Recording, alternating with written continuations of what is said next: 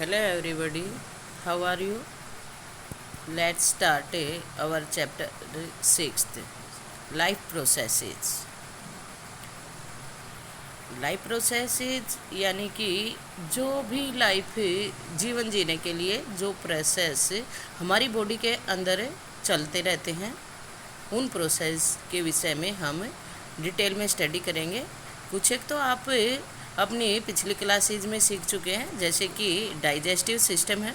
ये सिस्टम से हमें कैसे एनर्जी प्राप्त होती है, कौन सा सिस्टम किसके साथ कंबाइन होकर क्या करता है, ये सब हम यहाँ पर पढ़ेंगे। ये सब कैसे वर्क करते हैं और क्यों हमारी लाइफ के लिए ये नेसेसरी हैं, ये सब हम यहाँ पर सीखने वाले हैं। तो हम स्टार्ट करते हैं। How do we tell the difference between what is alive and what is not alive? कैसे हम ये अंतर पता लगाते हैं कि कौन अलाइव है और कौन नॉट अलाइव, यानी कि कौन सजीव है और कौन निर्जीव है। If we see a dog running, यदि हम किसी डॉग को गली में दौड़ते हुए देखते हैं, और एक काउ च्यूइंग कड, और किसी गाय को जुगाली करते हुए देखते हैं, और a man shouting loudly on the street, या फिर किसी व्यक्ति को हम गली में ऊंची आवाज़ में चिल्लाते हुए देखते हैं, we know that these are living beings, तो हम जान जाते हैं कि ये लिविंग बींग्स हैं। What if the dog or the cow or the man were asleep, क्या होता है यदि गाय, आदमी और कुत्ता सो रहे होते हैं, यदि वो सोते तो हम क्या कहते, we would still think that they were alive, तो हमें उसके लिए ज़रा सोचना होगा क्या वे अलाइव हैं। But how did we know that, लेकिन हम कैसे जानते हैं कि वो अलाइव हैं। We should, but how did we know that, कि हम कैसे जानते हैं कि वो अलाइव हैं। वी सी दैम ब्रीदिंग, हम उनको ब्रीदिंग करते हुए देखते हैं, यानी कि श्वसन करते हुए देखते हैं। And we know that they were alive, और हम जान जाते हैं कि वो अलाइव हैं, यानी कि जिंदा हैं। Some of us we will say, कि कुछ हम में से तो ऐसे कहेंगे,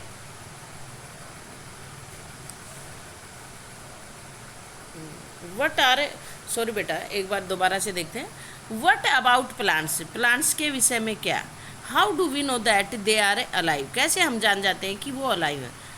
we see them green, some of us will say, कुछ तो ऐसा कहेंगे कि वो हरे हैं, हमने देखा कि वो हरे हैं इसलिए वो अलाइव है। बट व्हाट अबाउट प्लांट्स, लेकिन उन प्लांट्स के विषय में क्या, that have leaves of colour other than green, जिनकी पत्तियां हरी नहीं है, यानी कि हरे से दूसरा रंग है। दे ग्रो ओवर टाइम, वो समय के साथ बड़े होते हैं। So we know that they are alive, तो इस प्रकार से हम जान जाते हैं कि वो अलाइव। सम विल से, तो कुछ ऐसा कहेंगे। इन अदर वर्ड्स, दूसरे शब्दों में, we tend to think of some sort of movement either growth related और common evidence for being alive, कि हम में से कुछ देखते हैं, या हम दूसरे शब्दों में कहें कि कुछ हद तक मोलिकुलर जो मूवमेंट है, मोलिक्यूल्स की मूवमेंट है, चाहे वो ग्रोथ से संबंधित हो और नहीं,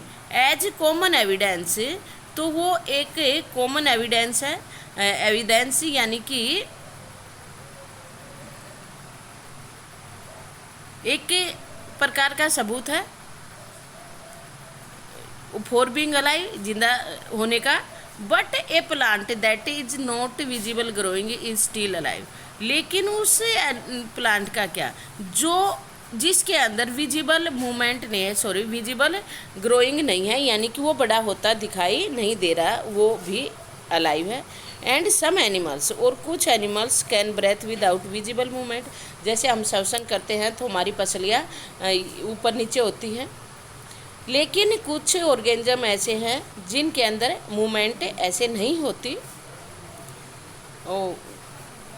तो इस प्रकार से, यानी कि विजिबल मूवमेंट नहीं है, यानी कि हमें दिखाई नहीं देती। So using visible movement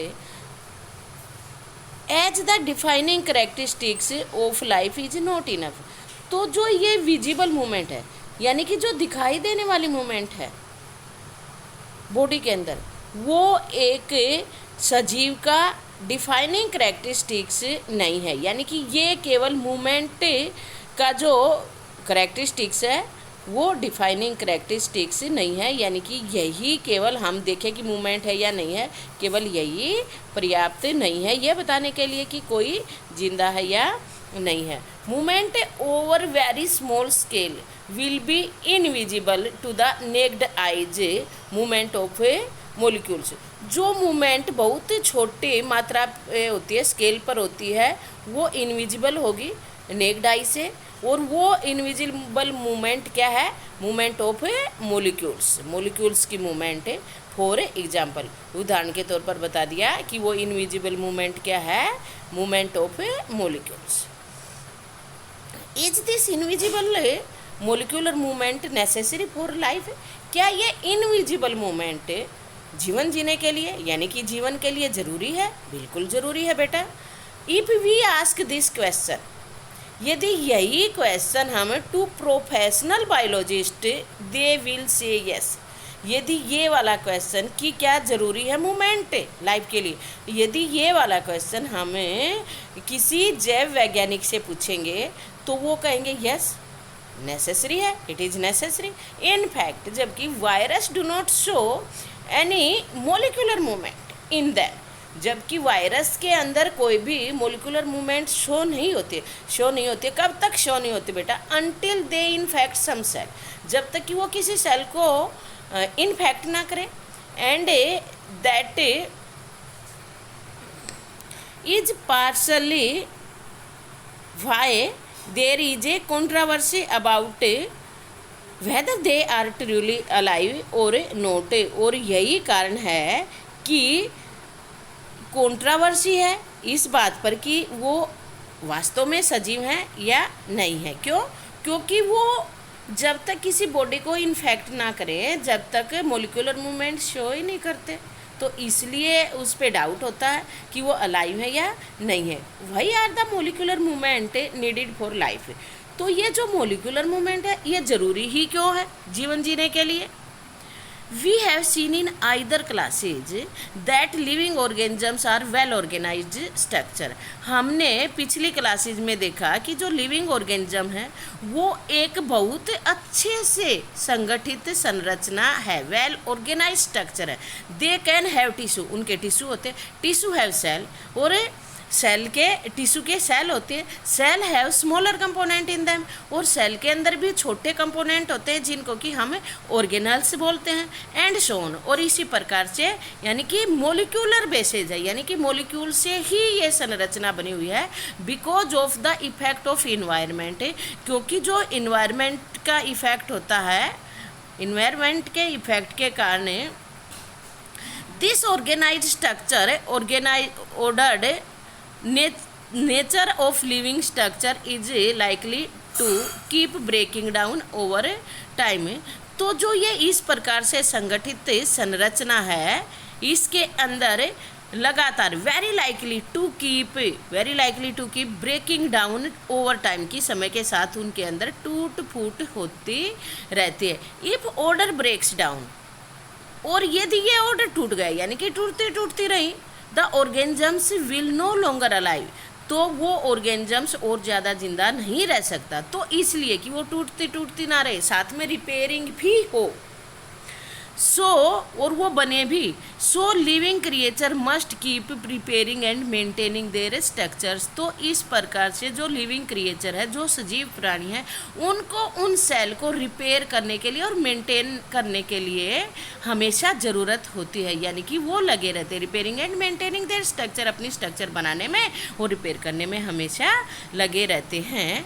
since all structure are made up of molecules, जैसा कि हम जानते हैं कि सभी स्ट्रक्चर मोलिक्यूल से बनी है। They must move molecules around all the time, तो इसलिए उनके चारों ओर हमेशा ही वो मोलिक्यूल्स मूव करते रहने चाहिए, तभी तो वो बनेंगी, रिपेयर होंगी। What are the maintenance process in the living organisms? तो वो मेंटेनेंस प्रोसेस क्या है लिविंग ऑर्गेनिजम्स के अंदर? लेट्स एक्सप्लोर करते हैं। तो बेटा इस प्रकार से फिर हमें अपने लाइफ प्रोसेस के विषय में पढ़ेंगे। ये सारे के सारे प्रोसेस जैसे कि डाइजेस्टिव सिस्टम है, एक्सक्रीटरी सिस्टम है, ट्रांसपोर्टेशन सिस्टम है, रिप्रोडक्टिव सिस्टम है, ये सारे के सारे सिस्टम मिलकर ही लाइफ प्रोसेसेस के नाम से जाना जाता है। ये वीडियो आगे वाला टॉपिक करेंगे तो हम ज़्यादा बड़ी हो जाएगी, इसलिए आज के लिए बस इतना ही। Stay home, stay blessed. Thank you बेटा।